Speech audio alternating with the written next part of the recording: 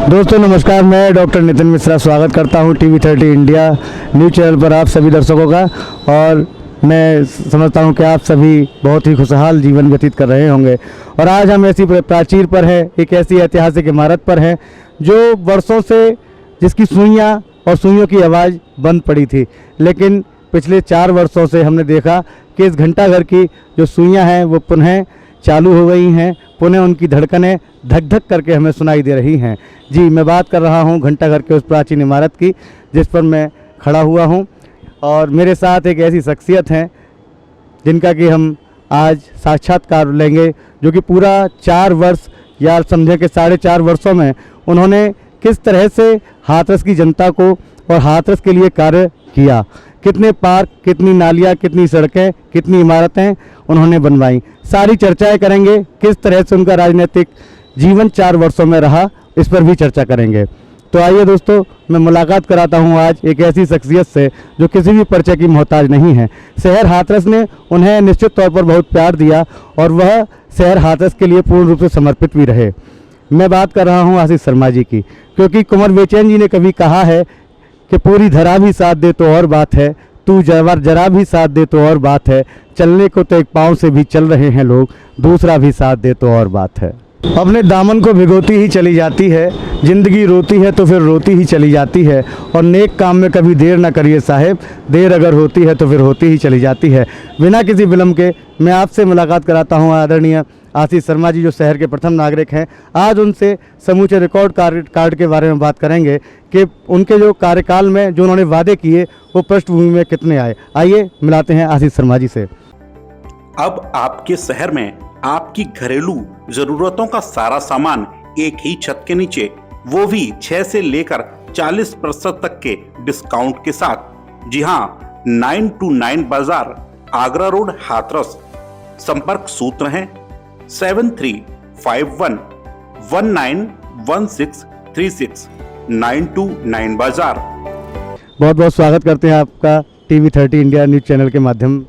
नमस्कार नितिन जी, बहुत बहुत धन्यवाद टीवी 30 इंडिया के लिए, जो आज उन्होंने हाथरस पर मेरा रिपोर्ट कार्ड जो जनता ने और सभी देखने वाली लाखों करोड़ों नज़रों ने बनाया है, उसके विषय में आपने मुझे बुलाकर और एक हाथरस की वो सम्मानित, जो हाथरस की एक आस थी, प्यास थी, उस पर आज हम ऊपर बैठकर ये देख रहे हैं कि हाथरस के बुजुर्गों की तमन्नाएं थी इस हाथरस के घंटाघर को पुनर्जीवित दर्शन के रूप में देखने की, वो अब जीवंत हो रहा है, उसकी घड़ियां चलने लगी हैं। तो मैं धन्यवाद कहूँगा टीवी 30 इंडिया का, और मैं तैयार हूँ कि आप मुझसे जो पूछेंगे उसका मैं ईमानदारी से, निष्पक्षतापूर्ण हर वो सवाल का जवाब देने का प्रयास करूँगा जो 4.5 साल में मैंने लोगों के आशीर्वाद के बाद काम करने का प्रयास किया है। ठंडी ठंडी हवा चल रही है, मौसम बहुत सुहाना है, क्योंकि हम एक ऐसी जगह बैठे हुए हैं जो शहर की सबसे ऊंची कही जाने वाली जगह है घंटाघर। उसकी घड़ियां भी चलने लगी हैं, और मैं शायद जब से होश संभाला 4 साल पहले तक या 3 साल पहले तक इसकी घड़ियां मैंने कभी चलती हुई नहीं देखी।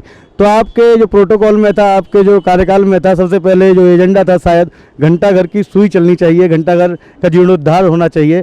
तो सबसे पहले आपको घंटाघर ही क्यों देखा कि घंटाघर पे सबसे पहले काम होना चाहिए?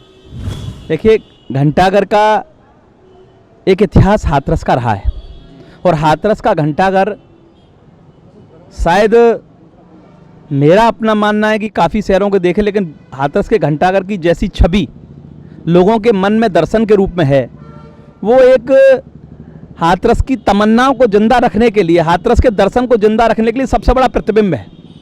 और मैंने राजनीतिक रूप से कार्यकर्ता के रूप में काफ़ी काम किया है, तो मैंने हर चुनाव में, हर राजनीतिक बैठक में, हर विकास बैठक में ये एक व्यंग्यात्मक कहा था, सुना था कि हाथरस की घड़ियां बंद हैं और हाथरस का समय भी खराब चल रहा है, घड़ियां बंद हैं। तो हाथरस के इस खराब रहते समय को, क्योंकि मिनी मैनचेस्टर हाथरस की एक संज्ञा है कि हाथरस मिनी मैनचेस्टर के नाम से जाना जाता था, मिनी मैनचेस्टर के रूप में यहाँ व्यापार होता था। और जो हमारे बुजुर्गों ने हमको दिखाया और दर्शन बताया हाथरस का, उसमें इस हाथरस के घंटाघर का विशेष महत्व था, और इसको बनाने की हमने ठानी इसको संवारने की हमने ठानी और उसके अंतर्गत हमने काम किया। बाधाएं आई, कोविड के रूप में 2 साल काफ़ी बड़ी बाधाएं आई जो पूरे विश्व पे आई, लेकिन उसके बावजूद हम लोगों ने घंटाघर को बनाने का सपना सार्थक करने का प्रयास किया है। और हम इस विश्वास के साथ कि जो हाथरस की नज़रें देखना चाहती थी, उन नज़रों के हिसाब से भी हम कहें कि हम 100% उनको इसको संवार कर पूर्ण करना चाहते हैं। लगभग 4 वर्ष पहले आपके साथ मैं ऐसे ही बैठा हुआ था, एक कार्यक्रम में इंटरव्यू लिया था, तो उसमें कुछ वादे आपने किए थे हाथरस की जनता के लिए। तो मैं पूछना चाहूँगा कि वादे पूर्ण हुए या नहीं हुए। आपने सबसे पहला वादा किया तालाब चौराहा, तो वो तालाब चौराहे पे जो काम चल रहा था बड़ा अच्छा और तेज़ी से चल रहा था, वो एकदम अचानक रुक कैसे गया? देखिए, हमने जो वादे किए उसमें हमने पहले 4.5 सालों में हम आपका इंटरव्यू कहेंगे कि आप देखिए, उसमें से 95% वादों पर हम लोग काम ही नहीं किया, उनको पूर्ण कर दिया। तालाब जैसे बड़े प्रोजेक्ट के लिए कोविड भी उसका बहुत बड़ा रोल रहा है, और दूसरा रोल रहा है कि कुछ आताताई लोग जो विकास के दुश्मन ही कहूँगा उनके द्वारा उसमें लगातार रिट डालना, हाई कोर्ट में रिट डालना, अनावश्यक रूप से नगर पालिका की उस प्रॉपर्टी को एक साजिशन अपना बताकर डालना, और सरकार की, भाजपा सरकार की नीतियों में सरोवरों को बनाने का एक बड़ा प्लान जो अब आया है, वो हमने आज से 4.5 साल पहले ही हाथरस के तालाब को बनाने की ठानी, और उसमें कुछ बाधाएं आ रही हैं, लेकिन बाधाओं पर हम ये विश्वास दिलाते हैं जनता के बीच में कि बाधाएं भी हल होंगी और तालाब भी इतना रमणीक और सुंदर बनेगा, और बन रहा है। 60% काम उसमें हो चुका है कि शायद आसपास के जनपदों में ऐसा रमणीक सरोवर देखने को नहीं मिलेगा, और वो हाथरस का एक बहुत ही अच्छा सुंदर रमणीक स्थल होगा। तो लगभग मैं समझता हूँ ये पुनः कार्य इसका कब तक प्रारंभ हो पाएगा? क्योंकि अभी कार्य उसका बंद पड़ा हुआ है और चेयरमैन के चुनाव भी आने वाले हैं, नज़दीक ही हैं, कोई ज़्यादा लंबा समय नहीं बचा है। तो आगे इसी तरह कार्य चलता रहेगा या कैसे, क्या इस चीज़ को आप मैनेज करेंगे? देखिए, किसी भी चीज़ के टेंडर को लगाने के लिए उसकी पूरी प्रोसीडिंग्स को हमने फॉलो किया है और कराया है। हमारा कार्यकाल खत्म हो जाए, क्योंकि ये 15 में से हमने स्वीकृत कराया है, जिलाधिकारी हाथरस द्वारा इसको स्वीकृत किया गया है, किस्तों में पैसा आया है, तो वो काम तो पूर्ण होगा। बाधाएं डालने वाले लोग शायद ये भूल बैठे हैं कि बाधाएं कभी भी सच से बड़ी नहीं होती हैं। तो वो सच की जो रोकने के लिए बाधाएं, विकास को रोकने वाली बाधाएं, वो बहुत बड़ी मुश्किल नहीं है। काम करने पर अडिग व्यक्ति के लिए और काम करने के अडिग जनता के लिए, काम कराने वाली जनता के लिए वो बन के रहेगा और बनेगा। हाथरस का जो उभरता समरता नया स्वरूप है, जो दर्शन है हाथरस का, वो कोई दर्शन नया नहीं है। जो हमको किताबों में या बुजुर्गों ने बताया, वो दर्शन अब निकल के आ रहा है। अब हाथरस कोई सामान्य हाथरस नहीं है, हाथरस वही पुराने स्वरूप में अब निखर के आ रहा है। और चौराहे, घड़ियाँ, घंटे, रोड्स अब सजने लगे हैं, संवरने लगे हैं। तो आप उस बात से बिल्कुल बेफिक्र रहिए कि जो चीज़ प्रोजेक्ट शुरू किया है वो पूरे नियम के अनुसार किया है और वो बन के रहेगा। आप कहते हैं कि चौराहे सजने लगे हैं, पेंटिंग अच्छी हो रही है, हर लट्ठे पर लाइट है, मथुरा रोड चले जाएं, आगरा रोड चले जाएं, सिकंदरा रोड चले जाएं, कहीं भी चले जाएं। आपने जब इतना कार्य किया है तो विरोध क्यों हो रहा है आपका? इतना विरोध को हम देखते हैं, फेसबुक के माध्यम पर पढ़ते हैं, न्यूज़ चैनल पर भी आता है, फिर अखबारों में भी आजकल खूब चर्चाओं के केंद्र बने हुए हैं आप। तो इतना विरोध किस लिए हो रहा है जब आपने इतना कार्य किया है? तो देखिए, जब किसी चीज़ का विरोध होने लग जाए और विरोध का कोई भी तत्व, कोई भी कण उसका जब उसमें सच ना दिखाई दे, तो जनता को भी दिखाई देता है और जिसका खिलाफ विरोध हो रहा है उसको भी दिखाई देता है। काम और रिपोर्ट कार्ड इसका जीता जागता उदाहरण है। आप जनता के बीच जब भी जाएंगे खुले रूप से, तो हाथरस में जो काम हुआ है वो दिख रहा है। अब विरोध का कारण तो अनेक हैं। जब जिसकी धरातल से जमीन खिसकेगी, जिनकी राजनीति करने के तरीकों पर विराम लग जाएगा, जिनके जो वायदे 50-50 साल के करे हुए उन पर वो कागज भी नहीं चला पाए, और वो वायदे एक नगर पालिका के सार्थक प्रयास से और आदरणीय योगी जी की सरकार से और मोदी जी के उस आधुनिक भारत के दर्शन के हिसाब से विकास हो रहा है। तो ये विरोधी तो आप समझ रहे हैं क्यों इकट्ठे हो रहे हैं। इनके सारी वादों पर अब ये इन पे चुनाव के मुद्दे ही नहीं बचे हैं। अब चुनाव के मुद्दे इनके ढूंढ के लाने के लिए इनको विरोध कर रहे हैं। शुरुआत में जब हमने देखा था कि आप शपथ ग्रहण समारोह में गए, लाखों की भीड़ थी, पूरा जनसमूह आपके साथ था। आपको कुछ लगता है कि वो जनसमूह कुछ कम हुआ है? वो जनसमूह बहुत बढ़ गया है, क्योंकि मैं जनता के बीच रहता हूं। मेरा ये रिपोर्ट कार्ड है और आप भी जानते हैं जनता के, मैं 18 घंटे जनता के बीच रहता हूं। मैं रात को 2 बजे तक घर नहीं जाता हूं, मैं सफाई अपने सामने कराता हूं। और जो तरह से जनता ने मुझको आशीर्वाद दिया और लाखों लोग मेरे समर्थन में उतर के आए, मुझे शपथ ग्रहण कराने गए, तो उनसे जो वायदे किए थे, घंटाघर हो, तालाब हो, चौराहे हो, पटरियां हो, बड़े सुंदर पार्क हो, और हाथरस में चारों ओर रोशनी हो, और हाथरस में ग्रीन बेल्ट्स हो, हाथरस के जो निष्प्रयोज्य नाम थे वो नाम सब हट गए, जिनको बहन बेटियों के सामने बोल नहीं पाते थे, इज्जत घर आधुनिक बन गए। अब वो प्रॉब्लम नहीं है कि हमारी बहन बेटियां आराम से मतलब खुशी माहौल में बाजार आएँ, 4-6 घंटे बाजार करें, हर जगह चौराहे पर हमने वो इज्जत घर बनाए हैं। और ये कोशिश की है कि हमारे शहर का जो दर्शन पिछले इतिहास में है, ब्रज की देरी हाथरस, वो दर्शन अब दिखाई देना चाहिए, इतिहास दिखाई देना चाहिए, और वो इतिहास अब दिखाई दे रहा है। हाथरस नगर पालिका का जो एरिया है वो काफ़ी बढ़ गया है। पहले एक सीमित दायरा था, अब कुछ गांव भी इसमें सम्मिलित हुए हैं। तो इसे आप किस तरह से देख रहे हैं कि इससे विकास और बढ़ेगा या कुछ कठिनाइयाँ भी आएंगी? कोई गांव सम्मिलित हुए हैं, वहाँ की प्रधानी खत्म हुई है, वहाँ सभासद होंगे, हाथरस से चेयरमैन ही चलेगी, तो वहाँ साफ़ सफाई का भी कोई ऐसा, शायद मैं समझता हूँ, पूरी गाड़ियाँ आपकी देखिए, गाड़ियाँ जाती हैं, लेकिन फिर भी वहाँ गंदगियों का ढेर अभी भी है। नवल नगर देख लीजिए, रमनपुर देख लीजिए, आज भी एक व्यक्ति ने फेसबुक पर फोटो डाला था नवल नगर का, बहुत ही बुरी हालत है, बहुत गंदगी है वहाँ। तो वो किस तरह से, मतलब वहाँ तक आपकी गाड़ी कैसे नहीं पहुँच पा रही? देखिए, जहाँ तक नगर की सीमा का विस्तार हुआ है, तो ये एक प्रक्रिया पूरे देश में चल रही है कि नगरों का विस्तार लगातार होता जा रहा है, नगरीय सीमाएं बढ़ रही हैं, लोग जो गांव में अपने मकान हैं वो शहर में भी अपना मकान बनाकर रहना चाहते हैं, रह रहे हैं।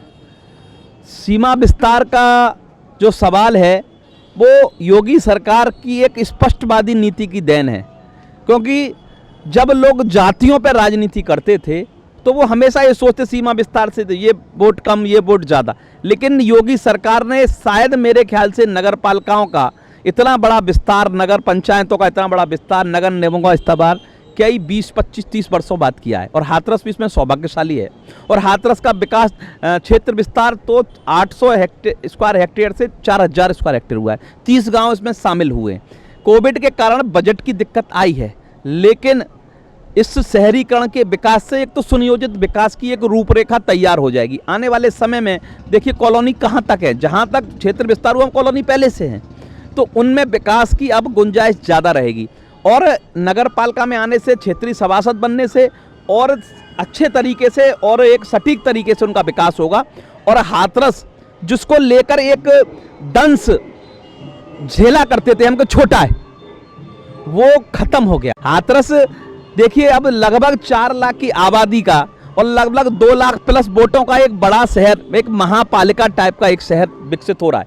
और हाथरस जिस तरह विकास की ओर अग्रसर है, स्वच्छता मिशन में हो, जल योजना में हो, उनमें हाथरस बहुत तेजी से काम कर रहा है। मैं इस मौके पर योगी सरकार की भी कहूँगा, हाथरस ने प्रदेश सरकार की योजना में और केंद्र सरकार की योजना में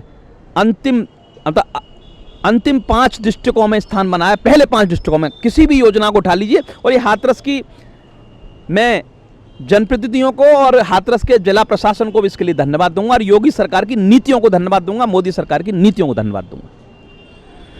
कोविड के बीच में 2 वर्ष दाऊ जी का मेला नहीं लग पाया, इस वर्ष लगा, और आपने एक वादा किया था हाथरस की जनता से कि इस मेले को हम राजकीय मेला घोषित कराएंगे। वो हुआ या नहीं हुआ ये आप ही बताएंगे हमें।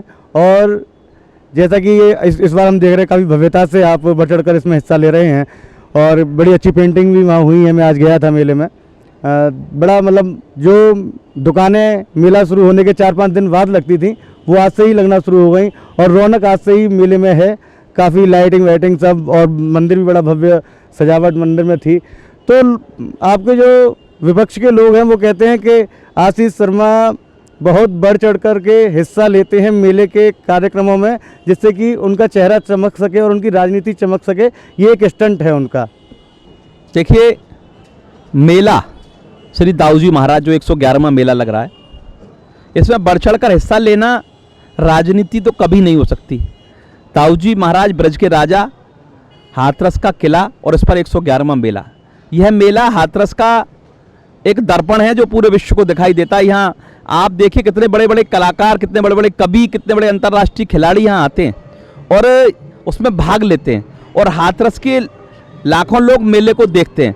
उस मेले की भव्यता को दिखाना, उस मेले की संस्कृति को दिखाना, उस मेले को और अच्छे स्वरूप में ले जाना, ये हमारा नगर पालिका अध्यक्ष ने एक आम व्यक्ति का भी कर्तव्य है। और इसमें जब काम करोगे और वहाँ काम होने को, काम को देखोगे तो वहाँ चेहरा तो दिखाई देगा। अब इसमें विरोधियों को बुरा लगता है तो लगने दीजिए, लेकिन हम ये कह सकते हैं कि हम हाथरस के सर्वांगीण विकास के साथ साथ मेले को राजकीय मेला कराने के लिए राज्य की सरकार से, हम अपने प्रदेश की सरकार से कई बार आदरणीय मंत्रियों के द्वारा, अपने जनपद द्वारा प्रयास कर चुके हैं और वो कैबिनेट नोट बनकर तैयार है। और देखिए, उसमें खुशी की बात यह है कि 10 लाख रुपए की ग्रांट भी मेले को मिली है।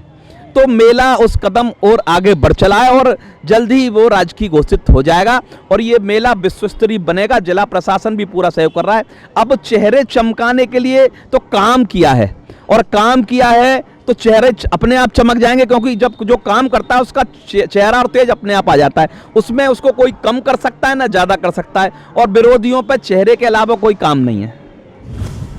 होठों से लगाए फिरते हैं तुम्हें लोग यहाँ, आपकी प्रसिद्धि किसी अखबार की मोहताज नहीं। आइए पुनः हम एक बार उनसे मुखातिब होंगे। जब तक के लिए लेते हैं एक छोटा सा ब्रेक। आप कहीं जाइएगा नहीं, देखते रहिए मेरे साथ।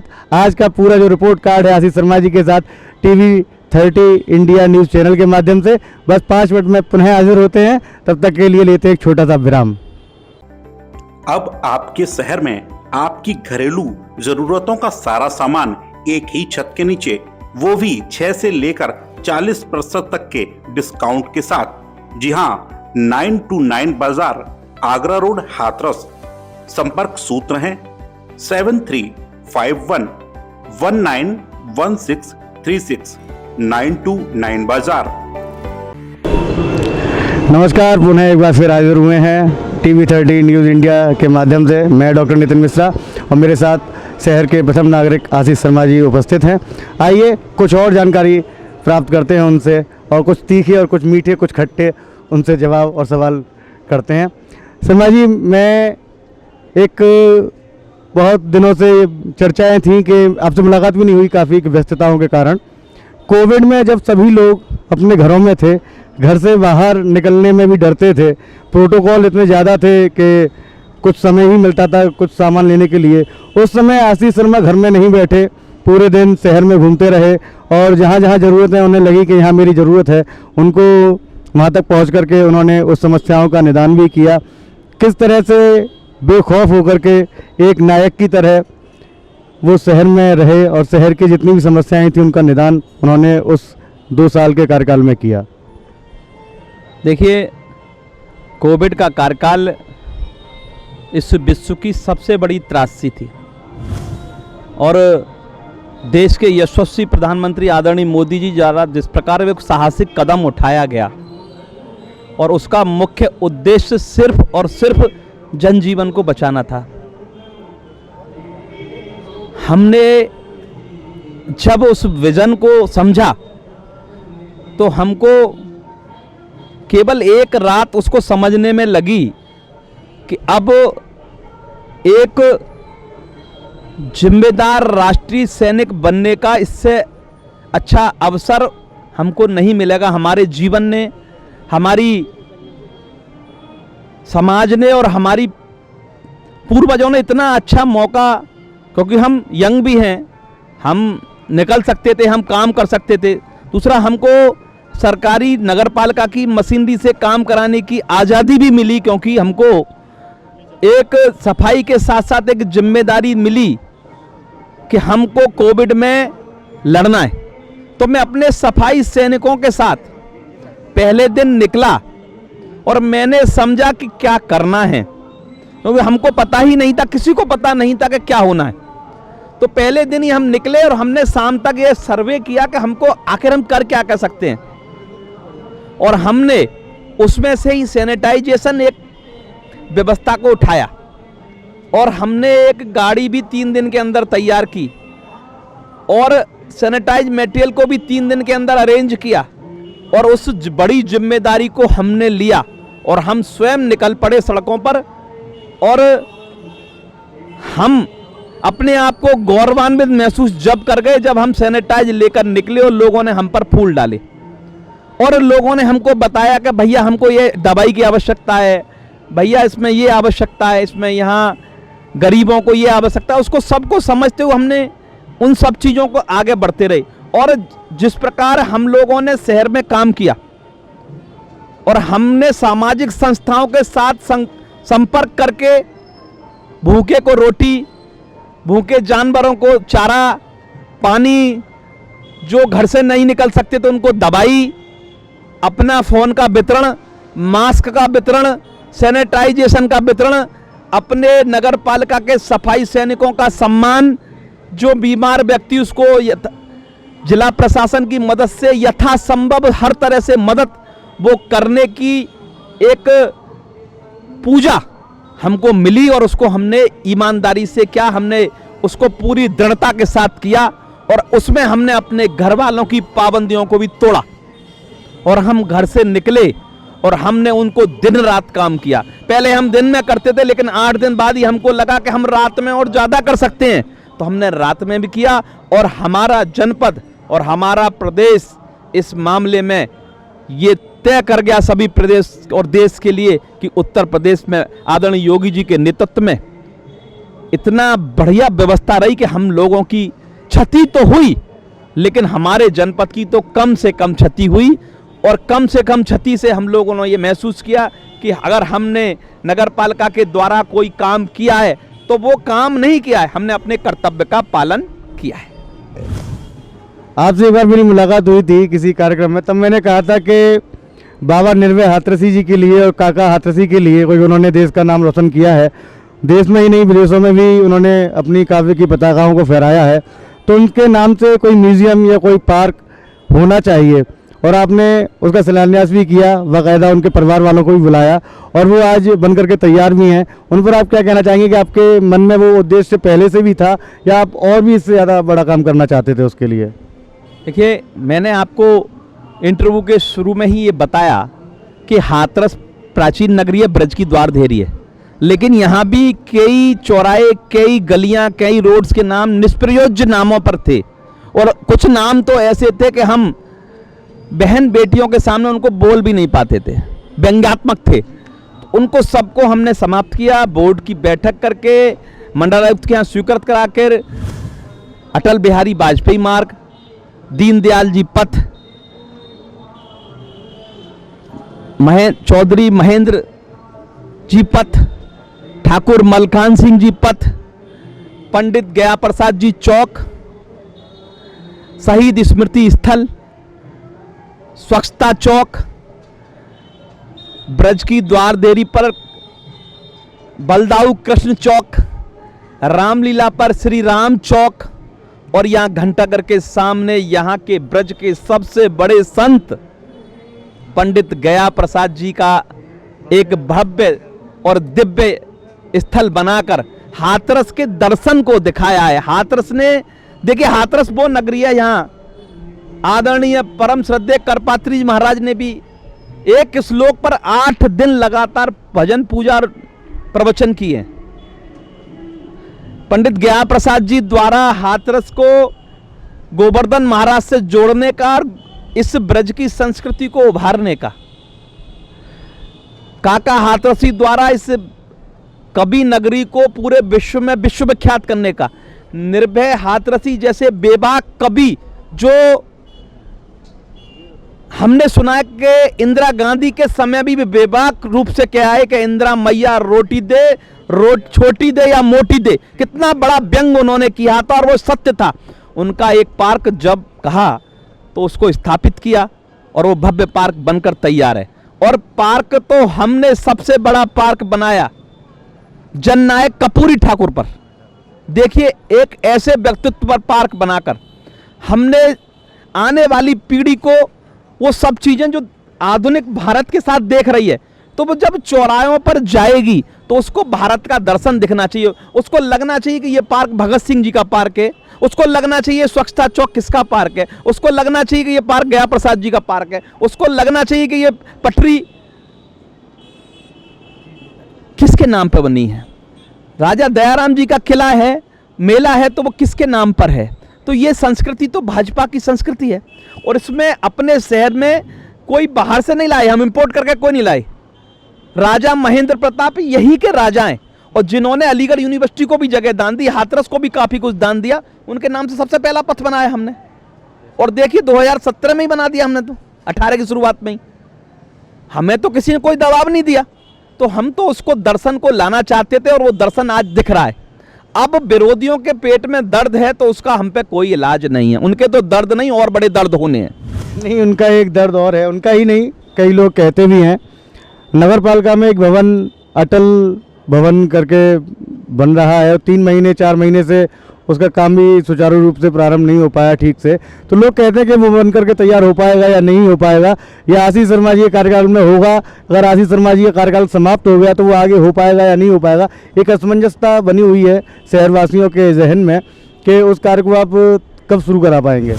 देखिए, अटल नगर सेवा सदन एक बहुत बड़ी योजना हाथरस के सेवा केंद्र को, क्योंकि नगर पालिका का जो अस्तित्व है वो पालक का है। नगर पालिका को बोला जाता है लेकिन नगर पालिका का उद्देश्य है पालक, और पालक का मतलब है कि अपनी नगर की जनता के हर उद्देश्य को, हर अच्छे कार्य को कर्तव्य के रूप में मानकर करने का। और उसमें हमने अटल नगर सेवा सदन बनाने का इस संकल्प ही नहीं लिया, उसका टेंडर भी किया। मैंने थोड़ी देर पहले ही आपसे कहा था, कुछ आताताई, कुछ विकास विरोधी लोग रोकने का प्रयास करते हैं, और परसों ही उसमें हाईकोर्ट रिट डाली है और रिट खारिज हुई है। और मैं विश्वास दिलाता हूं, आपने तो नहीं कह पा रहे हैं लेकिन लोग ये भी कहते हैं कि डर जाएंगे। हम कतई नहीं डरेंगे, हम किसी भी आताताई से, किसी भी भूमि कब्जा करने वाले से नहीं डरेंगे। और अटल नगर सेवा सदन का टेंडर हो गया है, उसकी कार्यवाही चल रही है और जल्द बनकर तैयार होगा। और नगर की सेवा के लिए वो सबसे बड़ा केंद्र हाथरस में बनेगा, ये विश्वास के साथ। और हम, क्योंकि हमने जो हाथरस की नगर पालिका की भूमियों को खाली कराया, इस घंटाघर से 4 लोगों को खाली कराया, उन्होंने भी हम पर मुकदमे डाले। हमने इगलास रोड पर एक बहुत बड़ी 4000 गज का भूखंड खाली कराया, वो भी हमने सारी चुंगियां अवैध कब्जे खाली कराई। हमने देखिए लेबर कॉलोनी में एक 200 बेड का पंडित दीनदयाल उपाध्याय आश्रय स्थल बनाया, रेन बसेरा, ये सब जमीन खाली करके बनाया। और ये जमीन कोई हमने अपनी नहीं खाली कराई, नगर की जनता की जमीन है और उनको ही सौंप दी है। लेकिन अब इतना विश्वास मैं कह सकता हूं कि योगी सरकार में और आदरणीय मोदी जी की सरकार में अवैध कब्जे ना हुए, ना हो पाएंगे। और जो सरकारी जमीनों पर कब्जे का प्रयास होगा उसके खिलाफ कार्रवाई होगी होगी होगी। एक सभासदों का पूरा खेमा आपके साथ था, बहुत लंबे समय तक आपके साथ रहा। ऐसे क्या कारण हुए कि धीरे धीरे करके कई सभासद आपके विरोध में हैं और कुछ सभासद अभी भी धरने पर हैं नगरपालिका में? और एक का आरोप है कि आपने पिछले 3 वर्षों से एक धर्मशाला बननी थी एक वार्ड में, वो नहीं बन पाई। तो क्या कारण रहे उसके पीछे, उसका काम इतना स्लो क्यों? लेकिन वो भूमि है, भूमि पर नींव भी रखी गई है, उसकी जो दीवारें भी हो गई हैं, लेकिन पूर्ण आकार में नहीं आ पाई। तो इसका वो विरोध करने को इतना समय क्यों लगा? ठेकेदार ने इतना समय, पैसा पहुंचने के बाद भी, मेरी पूरी जानकारी में नहीं है कि उसका पैसा पहुंचा या नहीं पहुंचा, लेकिन उनका आरोप है कि पैसा पहुंचने के बाद भी वो कार्य नहीं हो पाया। और उन्होंने लगभग 20-22 दिनों से वो अनशन पर भी हैं और लगातार नगरपालिका में उनके साथ कई सभासद और भी हैं। देखिए, कुछ लोग सभासद इस 16 नंबर वार्ड के बारात घर को लेकर धरने पर बैठे। धरने का उद्देश्य तो उनका खत्म हो गया, क्योंकि बारात घर का लेंटर भी पड़ चुका है, लगातार युद्ध स्तर पर कार्य जारी हो रहा है। लेकिन जो और दूसरा उद्देश्य है वो बहुत घृणित है। मैं उसको इतनी स्वच्छ और इतनी बड़ी विचार की जगह पर खड़े होकर शब्द नहीं बोलूँगा, लेकिन कोविड के दौरान उसका काम बंद हुआ, उस ठेकेदार का सामान चोरी हुआ, उसके बाद उसने पुनः दूसरे कोविड में काम चालू किया, उसके साथ दोबारा भी घटना हुई। लेकिन वो एक घटना एक आकस्मिक घटना थी और कुछ ऐसी थी जिसको कि कोई उसको चैलेंज नहीं कर सकता। कोविड में बंद में सामान उसका चला गया, लेकिन कोविड का जैसे कार्यकाल आया उसमें सरकार की और सभी की प्राथमिकता थी पहले जनजीवन, बाद में विकास कार्य। तो जनजीवन के लिए सरकार द्वारा हमने भी अपनी ग्रांट से पहले कर्मचारियों की तनख्वाह और पेंशन दी और उसमें लगभग 10 करोड़ रुपए हमको ट्रांसफर करना पड़ा। कोविड के बाद हमने प्रयास किया तो पुनः कोविड-19 में आया, वो रुका काम। लेकिन ये आपको बात बता दें कि 16 नंबर वार्ड के उस बारात घर को भी तो हमने ही अवैध कब्जे से खाली कराया और उसमें हमारे ऊपर मुकदमा भी लगा जिससे हमने खाली कराया। लेकिन हम विचलित नहीं हुए, और विचलित हम कार्य चल रहा तब भी नहीं हो रहा है। लेकिन उस बारात घर की आड़ में अन्य मनसाएं पनप रही हैं, वो मनसाएं कभी पूर्ण नहीं होंगी। कुछ बड़े कार्य रोकने के लिए इन सभासदों की आड़ में ये सब चल रहा है। तो योगी सरकार, आदरणीय योगी सरकार और आदरणीय मोदी सरकार का ये स्पष्ट निर्देश है कि गलत के लिए किसी के आगे झुकेंगे नहीं। और हमारे माँ बाप ने भी हमको ये संस्कार दिए कि हमने इस घंटाघर के नीचे खड़े होकर और नगर पालिका में संविधान की कसम खाई है कि हम ईमानदारी से उसका पालन करेंगे। और ये कार्यकाल, ये मैं आपको कह रहा हूं, मेरी उम्र ज्यादा नहीं है, ये कार्यकाल हाथरस के इतिहास में अविस्मरणीय रहेगा। और इसमें हाथरस ने अपना दर्शन तैयार कर लिया है। अब ग्रांट तो आएंगी, अब धीमे धीमे देश की अर्थव्यवस्था बहुत तेजी से ग्रोथ कर रही है कोविड के बाद, तो ग्रांट तो आएंगी और सभी कार्य पूर्ण होंगे। देखिए, कार्य को रोकने में 2 बार कोविड का आना एक परमानेंट समस्या नहीं थी, ये एक आकस्मिक एक बड़ी आपदा थी जो पूरे विश्व में आई। किस किस देश ने, जब जनहानि हो गई तो ये तो कुछ नहीं, लेकिन सारी व्यवस्थाएं सुचारू चल रही हैं और धीमे धीमे विकास कार्य भी गति पकड़ रहे हैं। और बड़े विकास कार्यों को तो बनने में भी समय लगता है, उनका समय भी लंबा होता है, तो वो सब पूर्ण होंगी। अब जो पूर्ण हो रही हैं तो उनको अपनी जमीन खिसक गई है सभासदों की, तो वो अनायास एक अनर्गल आरोप लगाने का प्रयास करते हैं कि ये नहीं हो रहा है, ये नहीं हो रहा है। अरे भाई, 70 सालों तक उनकी सरकारों में क्यों नहीं मांग रहे थे, जिनमें, क्योंकि उसमें भाजपा के अलावा भी सभासद शामिल हैं। नहीं, 70 सालों में वो सभासद नहीं थे उस समय, नहीं देखिए, मौका मिला, लेकिन मौका मिला है तो आप किसी चीज को करने के लिए 5 साल के कार्यकाल में, जिसमें कोविड जैसी एक महामारी भी आई है 2 साल, क्या आप 3 साल 3.5 साल में एक ये चाहते हैं कि वो विकास टोटल खत्म हो जाए? ये तो आधुनिकता के साथ हम बढ़ रहे हैं, तो हर चीज प्रतिदिन आवश्यकता पड़ रही है, तो वो सब काम होंगे।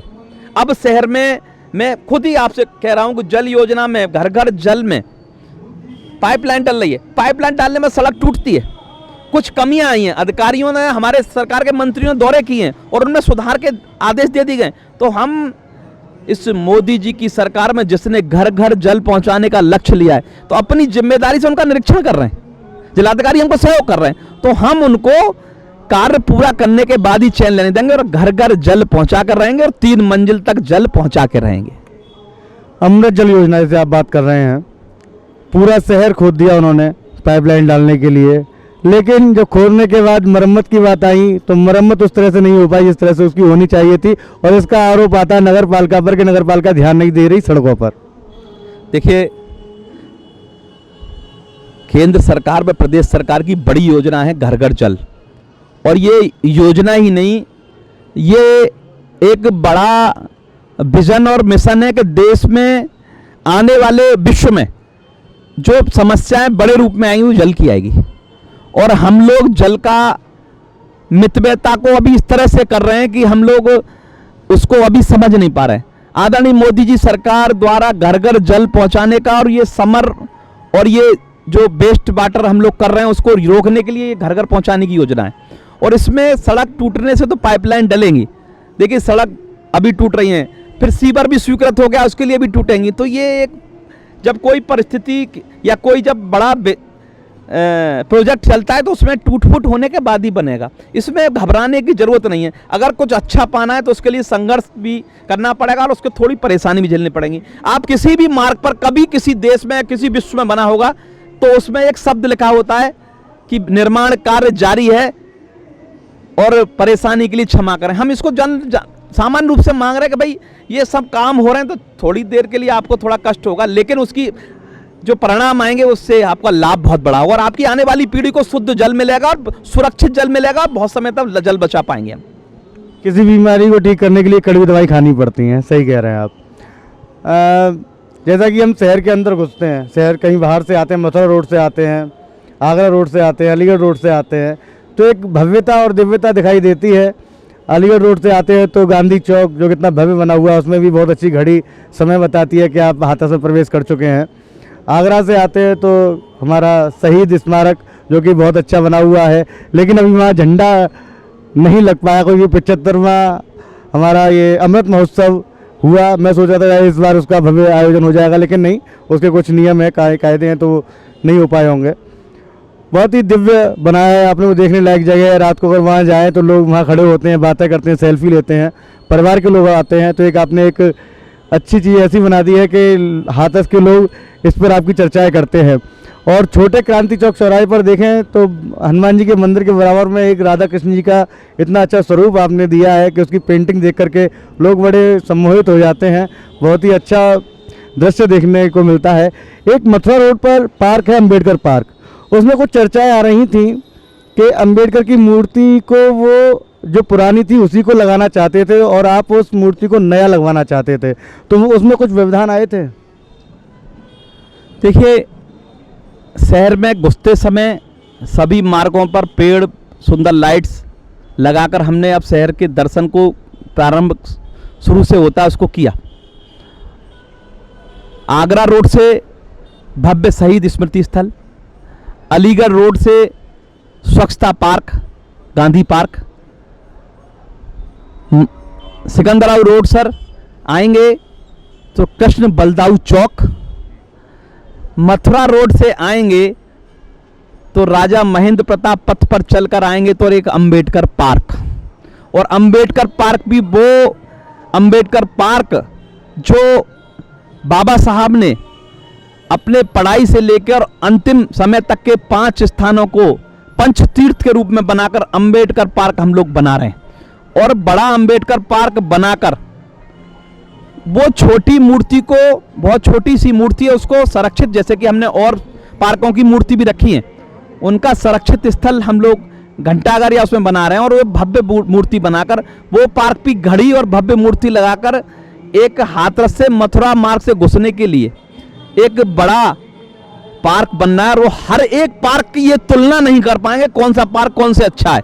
ये एक चीज आपने प्रतिस्पर्धा के रूप में देखी है और हमने यथासंभव प्रयास किया कि हमारे शहर का हर पार्क वो भारतीय संस्कृति की हर भाषा को समझे। लेकिन ये अनायास और चाहकर भी घड़ियां भी चलने लगी हैं, घंटे भी बजने लगे हैं और मेरा हर चौराया हाथरस का बोलेगा भारत माता की जय। बहुत अच्छा लगता है कि अब पुल ओवरब्रिज पर जो पेंटिंग आपने वो इसका जो आइडिया था वो कहाँ से लेकर के आए, और जो मेरो प्यारो हाथरस लिखा हुआ है लाल रंग से, वो दिल को, हृदय को प्रफुल्लित करता है। इस पर हम चर्चा करेंगे एक छोटे से ब्रेक के बाद। तब तक जनता से हम चाहते हैं कि वो हमारे साथ बने रहें और कहीं जाए नहीं, मात्र 1.5 मिनट पर पुनः वापस आएंगे और चर्चा करेंगे हमारे शहर के प्रथम नागरिक आदरणीय आशीष शर्मा जी से। केवल 1.5 मिनट पर वापस आते हैं। मैं डॉक्टर नितिन मिश्रा आपका इंतजार कर रहा हूँ। धन्यवाद। इस कार्यक्रम के सह प्रायोजक हैं बी प्राइम लैब्स हाथरस। हमारे यहाँ सभी प्रकार की खून की जांच, थायराइड की जांच, विटामिन की जांच, एलर्जी, मल मूत्र आदि की जांच की जाती है। प्रत्येक रविवार को ब्लड शुगर की जांच मुफ्त की जाती है। साथ ही ब्लड टेस्टिंग पर 25% की छूट रहती है। हॉस्पिटल व घर से सैंपल लाने की सुविधा मुफ्त में उपलब्ध है। हमारा पता है दुकान नंबर 47, लक्ष्मी सिटी सेंटर, निकट bus stand, Sadabad gate, Hathras. हमारा मोबाइल नंबर 9193383657 एवं 8755338365। नमस्कार, पुनः एक बार फिर टीवी 30 इंडिया न्यूज़ चैनल के माध्यम से बातें चल रही थी हमारी आशीष शर्मा जी से। आइए कुछ और चर्चाएं करते हैं। बहुत नुकीले कुटील और चुटकीले उनसे प्रश्न अब तक हमने पूछे हैं। शायद वो ये सोच भी रहे होंगे कि आज किस उत्सव के दृष्टिकोण से यहाँ आए थे, लेकिन यहाँ उल्टा ही चल रहा है। लेकिन उन्होंने जितने भी प्रश्न हमने पूछे उनके सार्थक जवाब दिए। आइए अब चलते हैं जलेसर रोड की तरफ। जलेसर रोड में एक बहुत दिनों से, बहुत वर्षों से कूड़ा घर बन गया था जलेसर रोड एक साइड का उसका।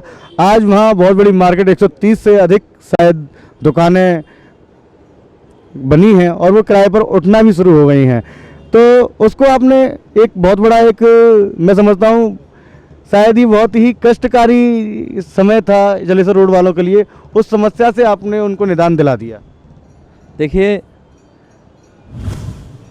हमारे चेयरमैन बनते ही पहले महीने में ही आदरणीय मोदी जी द्वारा हमारी लखनऊ में एक बैठक ली गई और उन्होंने एक चैलेंज दिया कि हम शहर को तो लाइटें देंगे जिसमें नगर की योजनाओं से पैसा खर्च नहीं होगा, उसका भी हमने पालन किया और 10,000 लाइटें बिना पैसा खर्च किए हमने लगाई।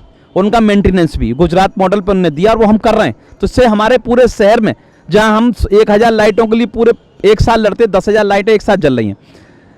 एक बड़ी समस्या, गांधी जी के बाद देश में किसी भी प्रधानमंत्री जी द्वारा स्वच्छता पर कभी कुछ नहीं किया गया और पूरे देश का जो दर्शन था वो हमारे भी रिलेटिव रहते हैं कि भारत एक गंदा सा देश है, भारत को खुले में शौच करते। देखिए, उस विजन के साथ उन्होंने काम किया और हमने उसको एक चैलेंज के रूप में स्वीकार किया कि हमारे देश के प्रधानमंत्री कितने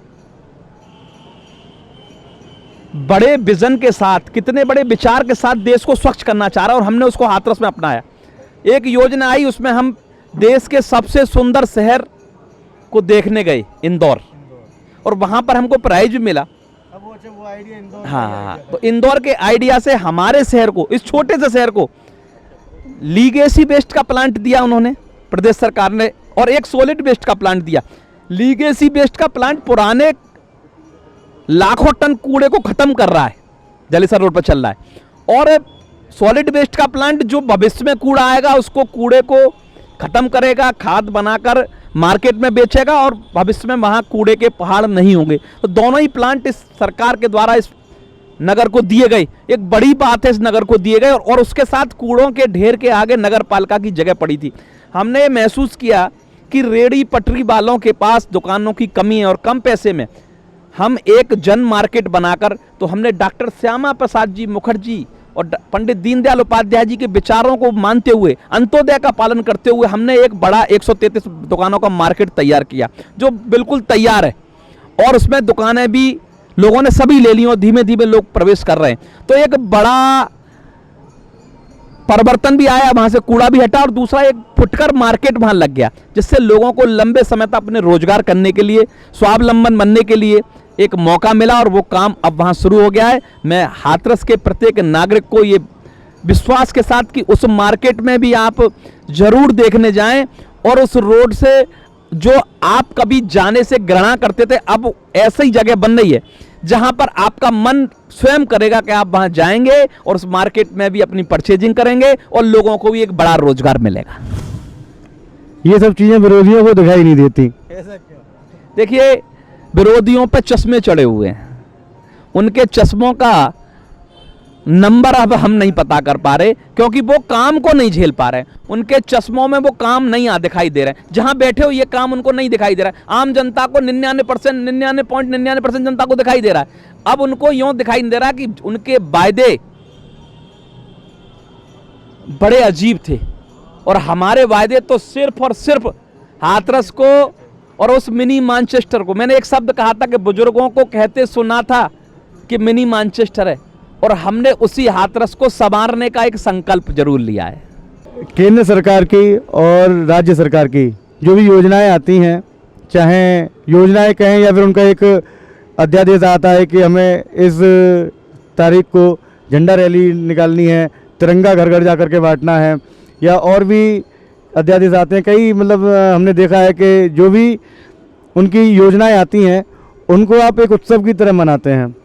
कभी ये नहीं लगा कि आशीष शर्मा पीछे हट गए किसी कार्य से या उस कार्य को पूरा नहीं कर पाए। ये हमने देखा है और सभी लोगों ने देखा है कि अभी फेसबुक के माध्यम से देखा था आपने घर घर जा कर के झंडे बांटे, और दिवाली होती है, सब अपने घरों में दिवाली मनाते हैं। हमने देखा कि आप आगरा रोड पर कुम्हार जो कि एक बर्तन को, मिट्टी के बर्तन को आकार देते हैं, उनके बच्चों के साथ आप दिवाली मना रहे थे। तो कहीं ये एक राजनीतिक स्टंट तो नहीं है कि आशीष शर्मा इसको दिखा करके पब्लिक में एक सॉफ्ट छवि अपनी पहुंचाना चाहते हो? देखिए, केंद्र सरकार की और प्रदेश सरकार की लोक जन कल्याणकारी योजनाओं को जनता तक पहुंचाने में मन को, दिल को और कर्तव्य को एक खुशी मिलती है। उस खुशी को उनकी मदद करके उन तक पहुंचाने में एक अलग अच्छा महसूस होता है। एक मतलब अपने आप को एक इतना बड़ा सुकून महसूस होता है कि भारतीय जनता पार्टी का विजन और इस देश के यशस्वी प्रधानमंत्री का विजन की देखिए, 9 करोड़ महिलाओं को जो चूल्हे की लकड़ियों से आंखों को, अपने चेस्ट को बीमारियों से घेर रही थी, उनको वो दिया और हमने उसको उत्सव के रूप में बांटा।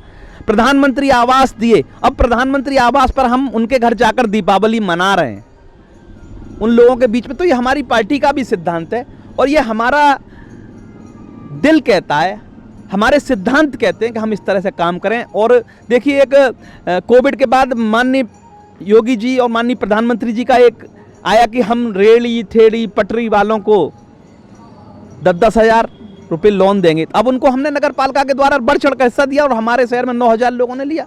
हमने सारे लक्ष्य पूरे किए। अब देखिए, शौचालय घर घर बन गए, ODF प्लस भी हम हो गए और हमने आधुनिक शौचालय बना दिए। तो ये हमारे शहर में और हमारे नगर में उत्तर प्रदेश सरकार की या केंद्र सरकार की योजनाओं को लागू करने की जिम्मेदारी अगर प्रथम नागरिक को मिल रही है तो ये तो मेरा सौभाग्य है। अब इसको लोग कि उनको वो जो नहीं करना चाहते उनको वो लगता है, मुझे उत्सव लगता है। मैंने घर घर जाकर तिरंगा बांटा, मुझे खुशी हुई कि देश का प्रत्येक नागरिक तिरंगा लेकर इस 75वें अमृत महोत्सव को मना रहा है। तो एक हम अपनी जिम्मेदारी और अपने कर्तव्य और अपनी खुशी के लिए भी तो कुछ काम करते हैं। वो हमको खुशी हो रही तो हमको करना चाहिए कि हमारे जनपद के लोगों को लाभ मिल रहा है। उन गरीब लोगों को लाभ मिला है जिन्होंने ना पेंशन सुनी थी कभी, ना गैस के चूल्हे देखे थे, ना उनके घर में बल्ब जले थे, ना उनके दीपावली इतने उत्साह से मनी जा। प्रधानमंत्री आवास लेने वाले के घर में दीपावली का उत्साह वो हजारों करोड़ों दुआओं से बड़ा है जो उन्होंने आदरणीय प्रधानमंत्री जी को दे रहे हैं, आदरणीय मुख्यमंत्री को दे रहे हैं। तो हमको उनके बीच मनाकर एक खुशी होती है। उसको कोई राजनीतिक स्टंट कहे, ड्रामा कहे, इससे हम पर कोई फर्क नहीं पड़ता है। शहर चाट पकौड़ी और यहाँ के स्वाद, रबड़ी की मिठास, हींग की महक के लिए जाना जाता है, लेकिन अब तक किसी भी राजनीतिक व्यक्ति ने इन पर ध्यान नहीं दिया। और एक समय आता है होली का, और होली पर ऐसे चाट पकौड़ी वाले चिन्हित किए जाते हैं। ऐसे ही क्या मैं समझता हूँ सभी जो लगाकर ठेले या ढकेल लगा रहे हैं, चाट पकौड़ी बेच रहे हैं, कोई भी अपना कार्य कर रहे हैं, उनको बुला करके नगर पालिका में होली वाले दिन सम्मानित किया गया। तो ये एक योजना किस तरह से आपके दिमाग में आई कि अच्छा माल बनाना और बेच बगीची जाना, एक स्लोगन चीचा गुरु का था, वो आपने लिया और उसके माध्यम से सारे इस कार्यक्रम को लेकर के आपने नगर पालिका में एक बहुत बड़ा उत्सव किया और एक डस्टबिन भी सभी को दिए और वो डस्टबिन की क्वालिटी बड़ी अच्छी थी, मैंने देखा। और आज भी हम जैसे कहीं पटाखे खाते हैं, गोलगप्पे खाते हैं, टिक्की खाते हैं, तो डस्टबिन रखे रहते हैं। तो लगता है कि जो आपने जो ये कार्य किया था आज से 1 साल पहले, उस पर लोग कार्य कर रहे हैं और अच्छी तरह डस्टबिन को लेकर के आते हैं और डस्टबिन को रखते हैं और उसमें कूड़ा भी जाता है। देखिए, उस योजना का उद्देश्य पहले उस व्यक्ति का सम्मान करना था जिसकी वजह से हाथरस का नाम और सम्मान है। हाथरस में ठेले पर चीचा गुरु के दही भल्ले का एक डायलॉग हुआ करता था, बढ़िया माल रमास का, बढ़िया माल बनाना और बेच बगीची जाना। तो ये उनके जो डायलॉग था वो उनका ये था कि 4 बजे तक उनका सामान ही खत्म हो जाया करता था। और आज हमारे शहर में खान पान का सम्मान, जिसकी वजह से हमारे पूरे देश में हाथरस का नाम है कि यहाँ की चाट, यहाँ का घी, यहाँ के मिठाई, यहाँ की हींग, यहाँ की और बहुत सी चीज़ें खान पान की, हींगोली है। इनको तो आदरणीय योगी जी ने एक यहाँ के रंग, तो उसको जो हमारे देश में प्रसिद्धि कर रहे हैं, जो पूरे देश में पूरे नगर के हर व्यक्ति को ठेला और मेला यहाँ का बड़ा प्रसिद्ध है। और उन ठेले वालों का सम्मान करना और उनको अपने खान पान का नाम जो हमारे देश में कर, लोग बाहर से भी खाने आते हैं, चाटियाँ पैकिंग होकर जाती है, रबड़ी पैक होकर दिल्ली तक जाती है। तो उन लोगों का सम्मान करने का कोई राजनीतिक एजेंडा नहीं था। स्वच्छता मिशन के अंतर्गत उनके ठेले पर जो दौने पत्तल फेंकते हैं उनको सीमित करके उन डस्टबिन में रखवाने का प्रयास, और उन खान पान सम्राटों का, उन खान पान के उन महान बाबों का जो हाथरस का नाम रोशन कर रहे हैं, उनको एक मंच पर लाकर सम्मानित करने का एक मन का भाव, और उनके सम्मान करने से हम अपने आप को गौरवान्वित महसूस कराएं। और एक नगर का प्रथम नागरिक कर रहा है तो पूरा नगर उसका सम्मान कर रहा है, ये एक विचार था और उसको हमने किया। और आगे भी हम प्लास्टिक योजना में अपने जितने भी चाय वाले हैं उनका भी हम एक बड़ा सम्मान कार्यक्रम रखने जा रहे हैं। तो हम कार्य के साथ साथ उत्सव के रूप में और प्रत्येक व्यक्ति का सम्मान के रूप में, और उसका सम्मान जिसको कि शायद सबसे ज़्यादा सम्मान ही पसंद है, उसका सम्मान करने से किसी को ड्रामा लगता है तो लगने दीजिए। बहुत बढ़िया। और मैं समझता हूँ समय भी हो चुका है आप सभी लोगों से विदा लेने का, लेकिन उससे पहले मैं चाहता हूँ कि आशीष शर्मा जी शहर के लिए, और मेला जैसे लग चुका है तो मेले के लिए निमंत्रण भी आप सभी को अपनी ओर से दें, दाऊ बाबा के दर्शन के लिए निमंत्रण दें, और जो भी आप वो कहना चाहते हैं शहर की जनता के लिए उस पर अवश्य कुछ कहें। मेरा नगर वासियों को इस गणेश चतुर्थी के दिन आज विधिवत पूजन के साथ मेला श्री दाऊजी महाराज का शुभारंभ हो रहा है, और देव छठ के दिन दाऊजी महाराज का यह मेला विधिवत रूप से प्रारंभ हो जाएगा। और जिलाधिकारी स्वयं इस मेले के अध्यक्ष हैं, और यह मेला विश्व स्तरीय मेला है और लगभग 18 दिन यह मेला चलेगा, 20 तारीख तक। मैं सभी जनपद वासियों को और प्रदेशवासियों को आमंत्रित करता हूं कि इस मेले को आकर देखें, आशीर्वाद दें, दाऊ बाबा का आशीर्वाद लें, रेवती मैया का आशीर्वाद लें, और इस नगर को इसी प्रकार, जिस प्रकार की प्रदेश के विकास में और देश के विकास में बढ़ चढ़कर हिस्सा ले रहा है नगर, इसको भी आप सभी का आशीर्वाद मिले। और नगर की जनता को इस विश्वास के साथ, और नितिन मिश्रा जी को भी खासकर, क्योंकि आपके व्यंग्यात्मक सवाल मुझे चुभते नहीं हैं, मुझे काम करने की प्रेरणा देते हैं। मैंने एक चुनाव की बैठक में कहा था कि मेरे पैरों में घुंघरू बंधा दो तो फिर मेरी चाल देख लो। तो मेरी चाल सुबह 8 बजे से लेकर रात को 2 बजे तक मैं जनता की सेवा में खड़ा हूं और खड़ा रहूंगा। और टीवी 30 के सभी अपने सहयोगियों को और टीवी 30 के प्रदेश और उत्तराखंड के सभी श्रोताओं को बधाई, शुभकामनाएं कि इसके माध्यम से आपने मेरा रिपोर्ट कार्ड लिया और मेरा इंटरव्यू चलाया आपने। मैं इस विश्वास के साथ कि इस इंटरव्यू में मेरे द्वारा जो शब्द और मेरे द्वारा जो काम की चर्चा की गई है वो 100% सही मौके पर आप देख सकते हैं। मिश्रा जी, आपने भी देखा है, और आपने पहला इंटरव्यू 2018 मार्च में और ये 2022, इस 4.5 साल के कार्यकाल में 2 वर्ष कोविड की उस बड़ी आपदा को साथ लेकर इस विकास का दर्शन हाथरस ने दिया है। और मैं विश्वास दिलाता हूं कि जिस प्रकार हाथरस में आगे बढ़ने की बहुत शक्ति है, हाथरस के युवाओं में विशेष शक्ति है, तो हाथरस आने वाले समय में श्रेष्ठ नहीं सर्वश्रेष्ठ बनेगा। इस विश्वास के साथ भारत माता की जय। बहुत बहुत धन्यवाद। आप थे आशीष शर्मा जी। और कोई भी कार्य हम करते हैं या किसी भी कार्य के लिए प्रेरणा लेते हैं या शहर की सेवा ही सही या किसी भी समाज की सेवा के लिए हमारे सर पर जब तक बुजुर्गों का आशीर्वाद नहीं होता तो शायद हम इस मुकाम पर भी नहीं होते। आज अगर आशीष शर्मा जी भी किसी भी मुकाम पर हैं तो निश्चित तौर पर उनके शीश पर उनके बुजुर्गों का आशीर्वाद है। तो सुनील जोगी जी कभी कह भी देते हैं जब बुजुर्गों का आशीर्वाद किसी पर होता है वो फल फूलता है। हम पर भी फल फूल रहा है, आदरणीय आशीष शर्मा जी पर भी फल फूल रहा है। तो कभी कह भी देते हैं कि किसी गीता ना किसी कुरान से अता होती है, ना किसी बादशाहों की दौलत से अता होती है, और रहमतें सिर्फ बरसती हैं उन्हीं लोगों पर जिनके दामन में बुजुर्गों की दुआ होती है। आइए आप सभी लोगों से विदा लेते हैं और आप हमें अवश्य बताएं कि आज का यह कार्यक्रम आपको कैसा लगा, और ऐसे ही आगामी कार्यक्रम हम आपके सामने प्रस्तुत करते रहेंगे। तब तक के लिए विदा लेते हैं। मैं डॉक्टर नितिन मिश्रा और मेरे साथ अब तक जो रहे जिनका हमने साक्षात्कार लिया आदरणीय आशीष शर्मा, दोनों ही आपसे विदा लेते हैं अगले कार्यक्रम के लिए। जब तक के लिए बहुत बहुत आभार, बहुत बहुत धन्यवाद।